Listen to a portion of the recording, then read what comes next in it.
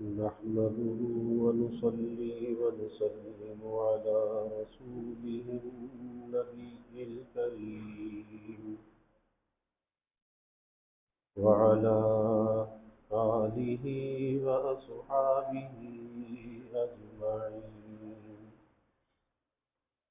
اللهم صل على سيدنا ومولانا محمد وعلى آل سيدنا ومولانا محمد وبارك وسلم صلاة وسلاما كثيرا كثيرا. توفیق الہی اپنے مرشد پاک کی برکت سے عشاء کی اس نشست میں فضائل ایمان کا درس چل رہا ہے. اللہ تعالیٰ اس درس کی برکت سے ہمارے ایمان کی حفاظت فرمائے اور موت تک قبر تک اللہ ہمارے ایمان کو سلامت رکھے. ایمان کی صفات اور اس کی خصلتوں کے بارے میں بات چل رہی ہے. گزشتہ کل جو حدیث مبارکہ عرض کی گئی اس میں اللہ کے حبیب صلی اللہ علیہ وسلم نے ارشاد فرمایا کہ مومن کی حالت ایسی ہوتی ہے کہ زندگی بھر کے لیے مجاہدہ اور مشقت برداشت کرنے کی وجہ سے اس کی موت ایسی حالت میں آتی ہے کہ اس کی پیشانی پر پسینہ ہوتا ہے. یعنی ایمان والے بندے کی موت کی کیفیت کو آپ صلی اللہ علیہ وسلم نے بیان فرمایا کہ یہ زندگی بھر مجاہدہ مشقت کو برداشت کرتا ہے اور جب موت کا وقت آتا ہے تو جیسے ایک تھکا ماندہ آدمی ہوتا ہے، تھکاوٹ کی وجہ سے مشقت کی وجہ سے اسے پسینہ آنے لگتا ہے، تو موت کے وقت بھی اس کی یہ کیفیت ہوتی ہے کہ اس کی پیشانی پر پسینہ ہوتا ہے. تو یہ اس کی اچھی موت کی علامت ہے. اور جب ایسا بندہ کہ جو زندگی میں خواہشات سے لڑتا رہا، نفس سے لڑتا رہا، شیطان سے لڑتا رہا اور اس کی زندگی کا ایک ہی مقصد تھا کہ اللہ کو راضی کرنا، پیش نظر اللہ کی رضا جو تھی وہ سب سے مقدم تھی، تو ساری زندگی مشقت کے ساتھ گزرتی ہے، مجاہدے کے ساتھ گزرتی ہے. کیونکہ انسان جو نیکی کرتا ہے نیکی کے کرنے میں بھی مشقت اور مجاہدہ ہے اور گناہ سے بچنے میں بھی مشقت اور مجاہدہ ہے. اور جب انسان اس مشقت اور مجاہدے کو برداشت کرتا ہے، چاہے وہ نیکی میں کرنے کے اعتبار سے ہے یا گناہوں سے بچنے کے اعتبار سے ہے، تو اس نیکی پر اسے استقامت حاصل ہوتی ہے، گناہوں سے بچنے پر اسے استقامت حاصل ہوتی ہے. اور جو بندہ استقامت کے ساتھ اپنی زندگی کو گزارتا ہے پھر اللہ کی طرف سے اس کے لیے بشارتیں ہی بشارتیں ہیں. ان الذین قالوا ربنا اللہ ثم استقاموا تتنزل علیہم الملائکہ الا تخافوا ولا تحزنوا وابشروا بالجنة التي كنتم توعدون نحن اولیاؤکم فی الحیاة الدنیا وفی الآخرة وَلَكُمْ فِيهَا مَا تَشْتَهِي أَنفُسُكُمْ وَلَكُمْ فِيهَا مَا تَدَّعُونَ. کہ جو ساری زندگی اس مشقت اور مجاہدے میں گزار دی، اب جب موت کا وقت آیا تو اللہ تعالیٰ اس کے لیے بشارتیں سناتے ہیں، فرشتے بشارتیں لے کر آتے ہیں. جب فرمایا کہ جنہوں نے یہ کہا کہ ہمارا رب اللہ ہے، ان الذین قالوا ربنا اللہ ثم استقاموا، اور پھر اس پر ڈٹے رہے، جمے رہے. اصل چیز یہی ہے کہ جب اللہ کی توحید کا کلمہ پڑھ لیا، اب اس کے بعد کیا ہے؟ ثم استقاموا ہے کہ اس اللہ کے ساتھ کیے ہوئے عہد پر جم جانا، ڈٹ جانا اور اس کے خلاف کوئی کام نہ کرنا. ثم استقاموا. اور اس ثم استقاموا کے بعد کیا ہے کہ تتنزل علیہم الملائکہ، پھر ملائکہ کا نزول ہوتا ہے. اور ملائکہ کیا کہتے ہیں؟ اللہ تخافوا، کوئی خوف نہ کر، ولا تحزنوا، کوئی غم نہ کر، وَأَبْشِرُوا بِالْجَنَّةِ الَّتِي كُنْتُمْ تُوعَدُونَ، اور تجھے بشارت دی جاتی ہے اس جنت کی جس کا اللہ نے تجھ سے وعدہ کیا تھا. تو اس کی جو موت آتی ہے وہ خوشخبری کے ساتھ آتی ہے، بشارت کے ساتھ آتی ہے. لیکن کب آتی ہے؟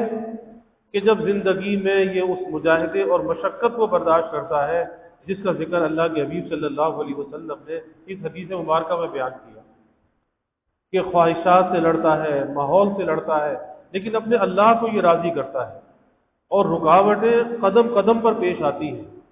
ایسا نہیں ہے یہ دنیا کی زندگی جو ہے یہ تو دارالامتحان ہے، یہاں پہ قدم قدم پر انسان کو رکاوٹیں پیش آتی ہیں، مشکلات پیش آتی ہیں، لیکن جو آدمی استقامت کو اختیار کرتا ہے اور جب اس کی وہ نیت اور ارادہ کرتا ہے، پھر اس نیت اور ارادے کے بعد وہ اس مشقت میں، مجاہدے میں تنہا نہیں ہوتا، بلکہ اللہ تعالیٰ کی مدد اس کے شامل حال ہوتی ہے۔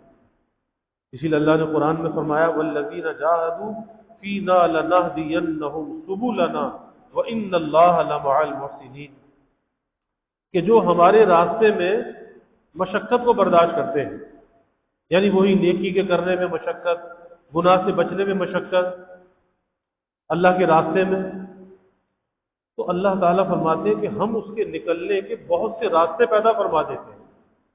یعنی انسان کو تو لگتا ہے کہ کیسے بچوں گا، کیسے نیکی کروں گا، لیکن جہاں یہ نیت اور ارادہ کرتا ہے اللہ کی مدد آ جاتی ہے اور وہ کام اس کے لیے آسان ہو جاتا ہے۔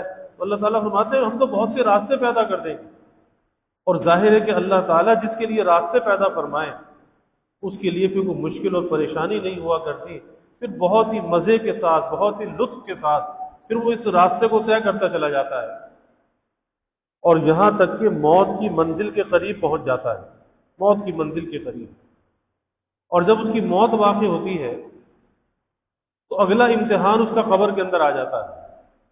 موت کے بعد جو امتحان ہے وہ قبر میں آ جاتا ہے کہ ابھی اس کے دفن کرنے والے 40 قدم بھی دور نہیں گئے ہوتے کہ وہ منکر نکیر آ جاتے ہیں، سوال پوچھنے والے فرشتے۔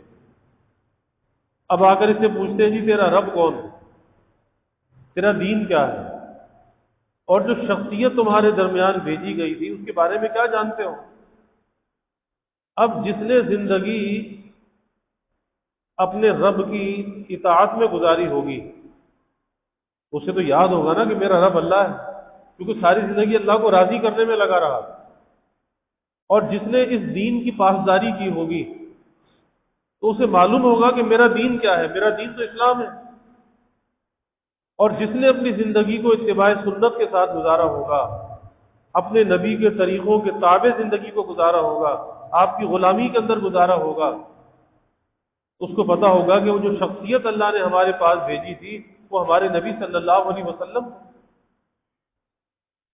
تو وہ جواب دے گا، وہ کہے گا جی میرا رب تو اللہ ہے اور میرا دین اسلام ہے، اور وہ شخصیت جو آئی وہ ہمارے محبوب پیارے نبی صلی اللہ علیہ وسلم ہے۔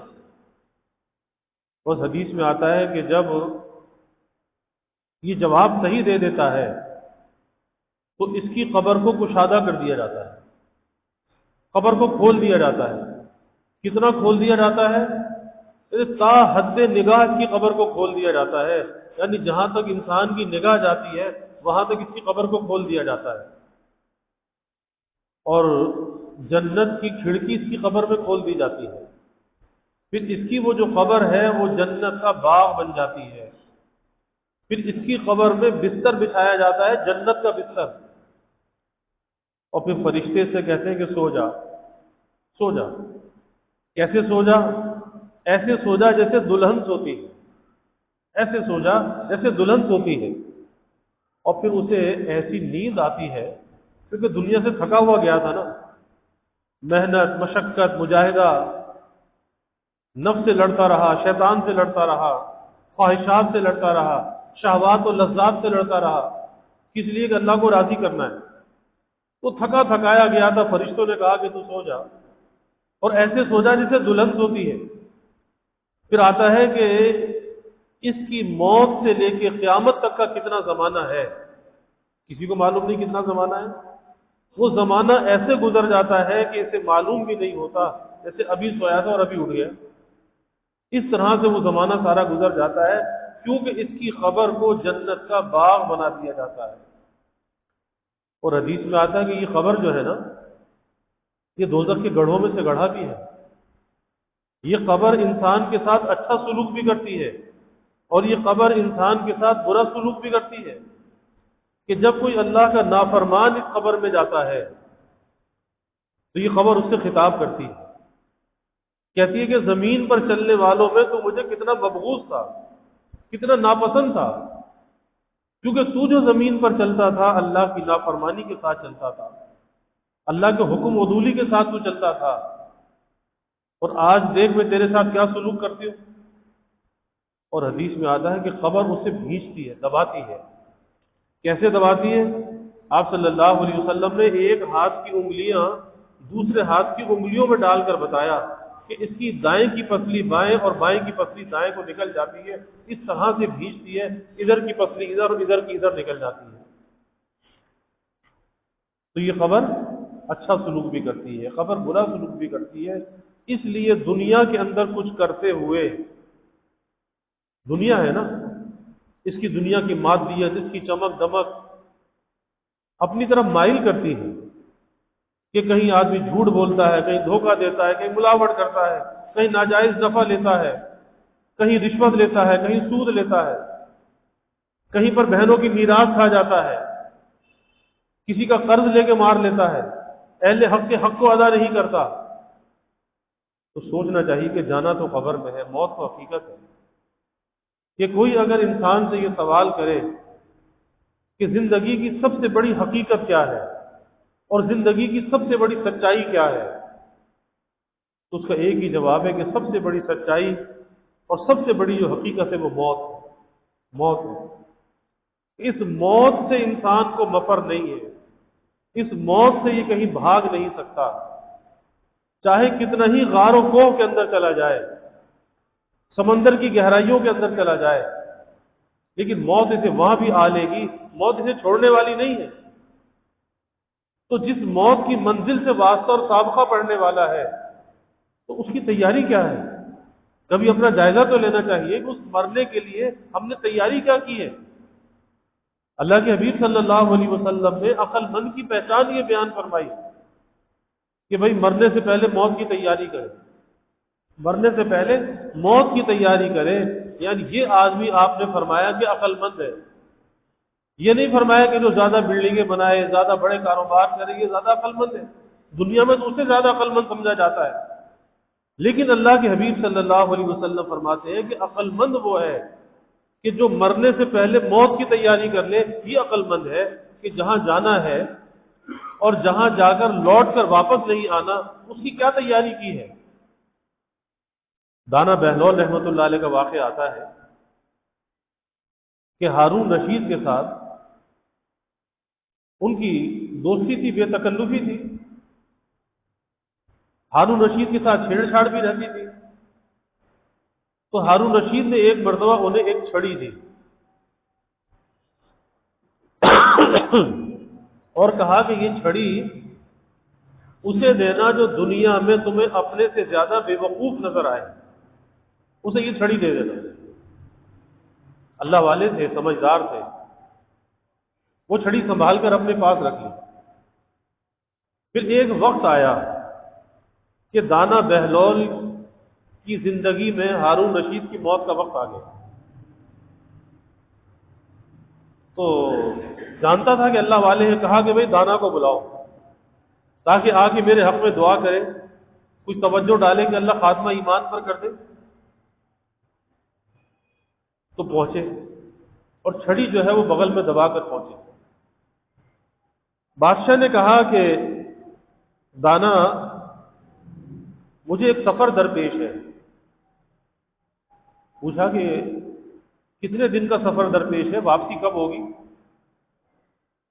کہنے لگا تم بھی عجیب آدمی ہو، مجھے ایسا سفر درپیش ہے کہ اس سفر پر جا کر پھر آدمی واپس نہیں آیا کرتا، مجھے ایسا سفر درپیش ہے۔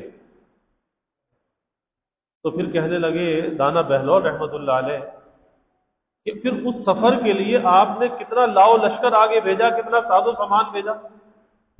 کیونکہ بادشاہ جب کہیں پہ سفر کرتے ہیں تو مہینوں پہلے سے تیاری ہوتی ہے، لاؤ لشکر بھیجا جاتا ہے، استقبال کی تیاریاں ہوتی ہیں، فوج اور سپاہی ساز و سامان بھیجا جاتا ہے۔ تو آپ نے کیا ساز و سامان وہاں پہ بھیجا، کتنے سپاہی، کتنا لشکر وہاں پہ بھیجا؟ کہنے لگے تم بھی بے وقوف آدمی ہو، ارے اس سفر میں تو اکیلا جاتے ہیں، کوئی ساتھ نہیں جاتا۔ تو اب دانا بہلول نے کہا کہ آپ کی ایک امانت میرے پاس ہے، یہ چھڑی آپ نے مجھے دی تھی، اور آپ نے کہا تھا کہ دنیا میں جو تمہیں اپنے سے زیادہ بے وقوف نظر آئے اسے یہ چھڑی دے دینا۔ تو کہا کہ اب مجھے آپ جو ہیں اپنے سب سے زیادہ بے وقوف نظر آتے، بادشاہ سے کہہ رہے ہیں کہ دنیا کا چھوٹا سا ایک سفر کرتے تھے، اس کے لیے تو مہینوں پہلے سے تیاری کرتے تھے، اور یہ موت کا سفر جو درپیش ہے اس کے لیے کوئی تیاری نہیں کی، آگے کے لیے کوئی ساز و سامان نہیں بھیجا، تو یہ آپ کی امانت آپ لے لیجیے۔ تو حقیقت یہی ہے کہ عقل مند وہ ہے، اللہ کے حبیب صلی اللہ علیہ وسلم فرماتے ہیں کہ جو مرنے سے پہلے اس کی تیاری کر لے۔ اور یہاں تک آپ نے فرمایا کہ بھائی مرنے سے پہلے اپنا حساب بھی لے لو، آج دنیا کے اندر اپنا حساب کر لو، حساب دینے سے پہلے اپنا حساب کر لو کہ آخرت کی منڈی میں جب ہمیں کھڑا کیا جائے گا تو پھر ہماری قیمت کتنی وصول ہوگی، کتنے ہمارے دام لگیں گے۔ آج دنیا میں تو ہر آدمی اپنے کو بڑا قیمتی سمجھتا ہے نا، ہر آدمی سمجھتا ہے کہ مجھ سے زیادہ عقل مند کوئی نہیں ہے، لیکن اس آخرت کے میدان میں جب آدمی کھڑا ہوگا تو اس وقت اسے اندازہ ہوگا کہ آج میری کتنی قیمت وصول ہوتی ہے۔ تو کسی دھوکے میں اپنے آپ کو نہیں رکھنا چاہیے، بلکہ آخرت کی تیاری کرنی چاہیے، موت کی تیاری کرنی چاہیے۔ اور موت ایک ایسی اٹل حقیقت ہے کہ اس موت سے کسی کو مفر نہیں ہے، کسی کو فرار نہیں ہے۔ حضرت عیسیٰ علیہ السلام کو اللہ تعالیٰ نے یہ معجزہ دیا تھا کہ مردہ کو زندہ کر دیتے تھے، مسیح کہتے اس کو مردہ کو زندہ کرنے والا۔ تو جب ان کی والدہ کا انتقال ہوا تو اپنی والدہ سے کہا کہ اللہ نے مجھے یہ معجزہ دیا ہے، اگر آپ چاہیں تو میں آپ کو زندہ کر دوں۔ تو ماں نے کہا کہ بیٹا نہیں، موت کی تکلیف ایسی ہے، دوبارہ زندہ ہونے کے بعد پھر موت کی منزل سے گزرنا پڑے گا، اور یہ میں برداشت نہیں کر سکتی کہ موت کی منزل سے دوبارہ گزرنا پڑے۔ اسی طرح موسیٰ علیہ السلام کا واقعہ آتا ہے کہ جب ملک الموت روح قبض کرنے کے لیے آیا تو جلالی پیغمبر تھے، غصے میں ایک تھپڑ مارا زور سے کہ روح قبض کرنے کے لیے آیا، اللہ کے دربار میں پہنچ گئے اور جا کر کہا کہ جی میرے ساتھ تو یہ سلوک کیا ہے۔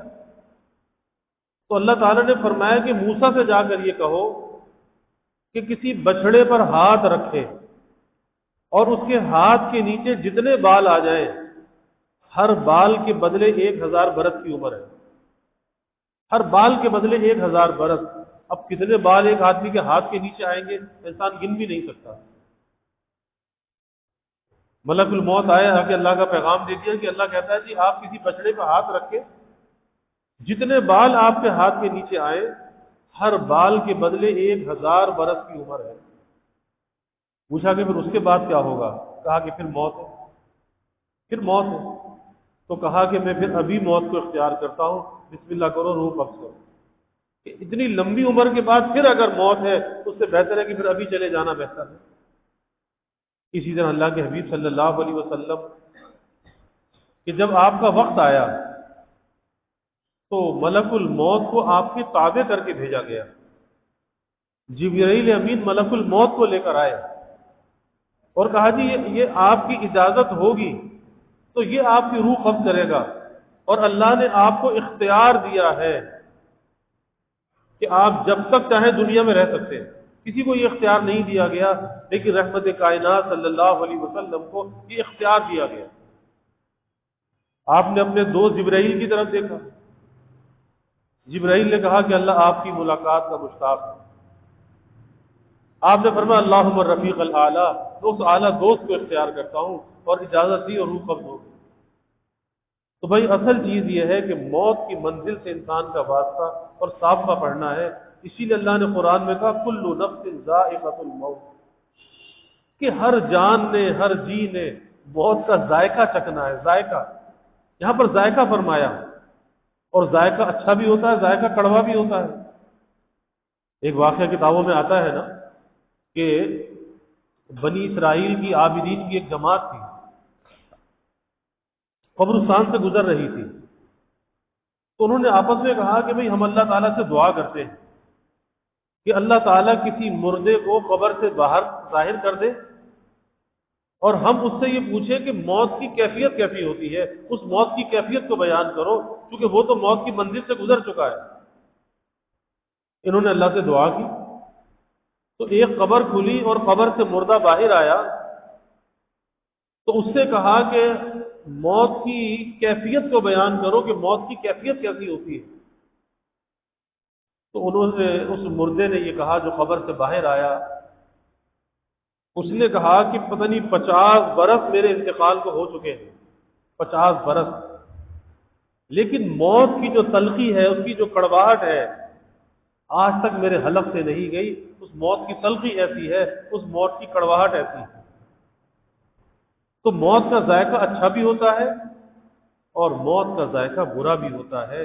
اچھا کس کے لیے ہوتا ہے؟ کہ جس کی زندگی نیکی کے ساتھ گزرتی ہے، تقویٰ کے ساتھ گزرتی ہے، مجاہدے کے ساتھ، مشقت کے ساتھ گزرتی ہے، اللہ کو راضی کرنے کی جستجو میں لگا رہتا ہے، پھر اللہ اس کا ذائقہ بگاڑتا نہیں ہے، پھر موت کا ذائقہ اس کے لیے اچھا ذائقہ ہوتا ہے، پھر وہ دنیا سے بشارتوں کے ساتھ جاتا ہے، اور جو دنیا کی لذات کے پیچھے لگ جاتا ہے، لذات کا غلام بن جاتا ہے، تو پھر موت کا ذائقہ بگڑ جاتا ہے، کیونکہ دنیا کی لذتیں لگ گئی تھی نا، شہوت لذتوں کا پجاری بن گیا تھا، اللہ کو ناراض کر رہا تھا۔ اب جب موت کا وقت آتا ہے، پھر یہ موت کا ذائقہ کڑوا ہوتا ہے، اور اس کی کڑواہٹ کیسی کہ 50 برس کے بعد بھی اس نے کہا جی میرے حلق میں آج تک اس کی کڑواہٹ موجود ہے۔ اور بھائی یہ موت کی جو تیاری ہے نا، اس کا مدار انسان کے اعمال پر ہے، اور اعمال وہ اختیار میں ہے، غیر اختیاری نہیں ہے، کہ ہر کام کو اگر سوچ کر کرنے کی عادت ڈالے، کس کام سے اللہ راضی ہوگا وہ کام کر لے، اور کس کام سے اللہ ناراض ہوگا اس کام کو چھوڑ دے، زندگی کا ایک معیار بنا لے، ایک نصب العین بنا لے، تو ساری زندگی اللہ کی اطاعت کا نمونہ بن جاتی ہے۔ اور مومن کی زندگی اللہ نے بنائی بھی ایسی ہے کہ اس کی کوئی زندگی کا کوئی سا بھی جو عمل ہے وہ ذکر سے خالی نہیں ہے۔ یہ تو بیوی کے حق کو بھی ادا کرتا ہے، اس سے بھی ثواب ملتا ہے۔ یہ تو بیت الخلا جاتا ہے قضاء حاجت کے لیے، اس پر بھی اسے ثواب ملتا ہے، سنت کے مطابق جاتا ہے، سنت کے مطابق آتا ہے، اپنے اس بدن کے حق کو یہ ادا کرتا ہے، اس پر بھی ثواب ملتا ہے۔ یہ تو بھائی مسلمان سے مسکرا کر ملتا ہے، اس پر بھی ثواب ملتا ہے۔ کسی بھولے بھٹکے کو راستہ بتا دیتا ہے، اس پر بھی ثواب ملتا ہے۔ تو اس کی تو پوری کی پوری زندگی عبادت کے اندر داخل ہے۔ اس لیے سوچ سوچ کر اپنے اعمال کو، اپنی عادات کو، اپنی گفتار کو درست کرنا چاہیے، اور اپنی زندگی کے اندر جو بگاڑ ہے، جو خرابی ہے، اسے درست کرنا چاہیے، یہ سوچ کر، تاکہ ہم اپنی موت کی تیاری کر لیں اور وہ موت کی منزل ہمارے لیے آسان ہو جائے۔ اللہ تعالی ہم سب کے لیے آسان فرمائے۔ وآخر دعوانا الحمد للہ رب العالمین والعاقبۃ للمتقین والصلاة والسلام على اشرف الانبیاء والمرسلین اللهم صل على سيدنا ومولانا محمد وعلى آل سيدنا ومولانا محمد وبارك وسلم ربنا آتنا في الدنيا حسنة وفي الآخرة حسنة وقنا عذاب النار ربنا أتمم لنا نورنا واغفر لنا إنك على كل شيء قدير اللهم أعنا على ذكرك وشكرك وحسن عبادتك اللهم وفقنا لما تحب وترضى من القول والعمل والفعل والنية والهدى إنك على كل شيء قدير اللهم ارزقنا حبك وحب حبيبك صلى الله عليه وسلم اللهم ارزقنا شهادة في سبيلك واجعل موتنا ببلد رسولك یا اللہ یا رحمان یا رحیم یا کریم یا ارحم الراحمین یا اکرم الاکرمین، یا اللہ ہمارے گناہوں کو معاف فرما، یا اللہ ہماری خطایا سے درگزر فرما، یا اللہ اپنی محبت معرفت عطا فرما، اپنی رضا والی زندگی یا اللہ نصیب فرما، رضا والے کاموں کی یا اللہ توفیق عطا فرما، اپنی مرضیات پہ چلنا آسان فرما، نامرضیات سے ہماری حفاظت فرما، ذکر و فکر والی حیات طیبہ یا اللہ ہمیں نصیب فرما۔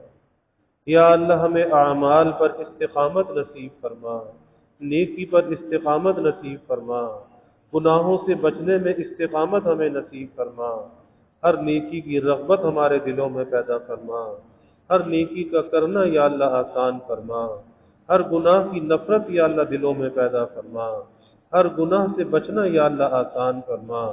یا اللہ زندگی بھی اپنی ذہان اور استحضار والی عطا فرما، اپنی یاد والی زندگی عطا فرما، اور یا اللہ موت بھی اپنے ذہان اور استحضار والی عطا فرما۔ یا اللہ وقت آخر حسن خاتمہ نصیب فرما، بری موت سے، غفلت والی موت سے یا اللہ ہماری حفاظت فرما۔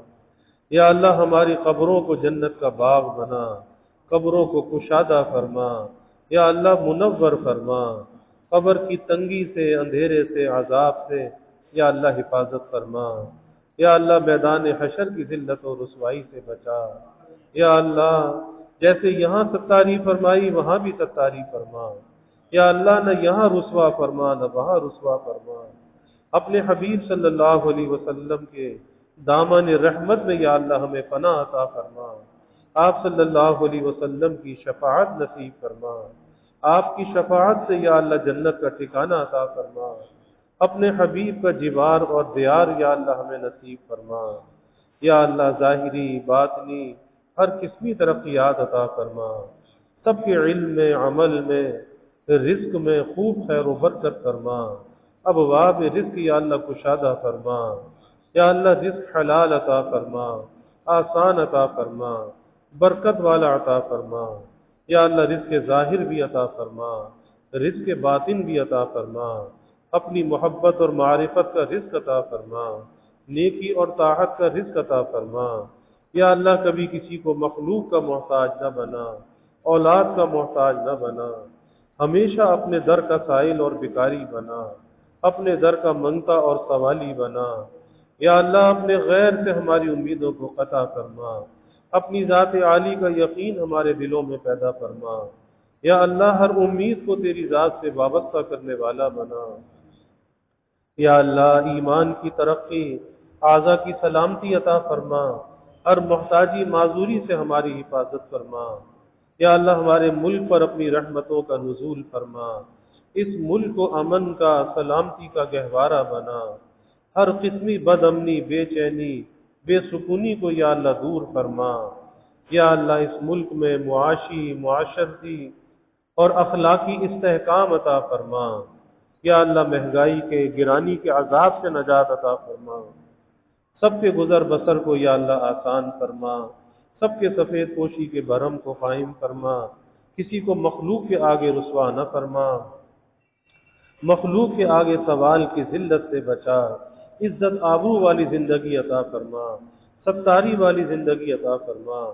اپنی تائید اور نصرت کو یا اللہ ہمارے شامل حال فرما، ہمیں بے یار و مددگار نہ فرما، سب کے گھروں میں خوشیاں عطا فرما، راحتیں عطا فرما، نعمتوں کی فراوانی عطا فرما، ہر قلت سے، دقت سے، ابتلا سے، آزمائش سے یا اللہ حفاظت فرما۔ سب کی اولادوں کو یا اللہ نیک صالح بنا، آنکھوں کی ٹھنڈک بنا، والدین کے لیے راحت کا ذریعہ بنا، اولاد کا مستقبل یا اللہ تابناک بنا، والدین کو اولاد کی خوشیاں دیکھنا نصیب فرما۔ جو بے اولاد ہے یا اللہ نیک صالح اولاد عطا فرما، جو اولاد نرینہ چاہتے ہیں نیک صالح بیٹے عطا فرما۔ یا اللہ جو بچے بچیاں بے نکاحے بیٹھے ہیں یا اللہ ان کے لیے نباہ والے جوڑ کے رشتے عطا فرما، تمام والدین کو اس فریضے سے سبکدوش فرما، والدین کی آنکھوں کو ٹھنڈک اور راحت عطا فرما۔ یا اللہ ہماری اس مسجد کی توسیع اور تعمیر کے مرحلے کو آسان فرما۔ یا اللہ اپنی غیبی مدد کو شامل حال فرما، دارالقرآن کے قیام کو یا اللہ آسان فرما۔ یا اللہ اسے مرکز ہدایت بنا، یہاں سے دین کے فیضان کو سارے عالم میں جاری و ساری فرما۔ یا اللہ اس کے مغربی سمت کے مکانات کا حصول بھی آسان فرما، ہر قسم کی موانعات اور رکاوٹوں سے حفاظت فرما۔ یا اللہ جو بھی اس کے معاونین ہیں، خادمین ہیں، یا اللہ انہیں اپنے پاس سے بہترین جزا عطا فرما، دنیا و آخرت میں یا اللہ بہترین جزا عطا فرما۔ یا اللہ اپنے مخلص بندوں کے قلوب کو متوجہ فرما، یا اللہ جو ہم نے مانگا وہ بھی عطا فرما، جو نہ مانگ سکے وہ بھی عطا فرما، ہمیشہ اپنے سے مانگنے والا بنا، ہمیشہ ہماری دعاؤں کو قبول فرما، اپنی بارگاہ میں مستجاب الدعوات بنا۔ ربنا تقبل منا انك انت السميع العليم وتب علينا انك انت التواب الرحيم وجزى الله عنا محمدا صلى الله عليه وسلم معه وآله وصلى الله تعالى وسلم على النبي الكريم آمين برحمتك يا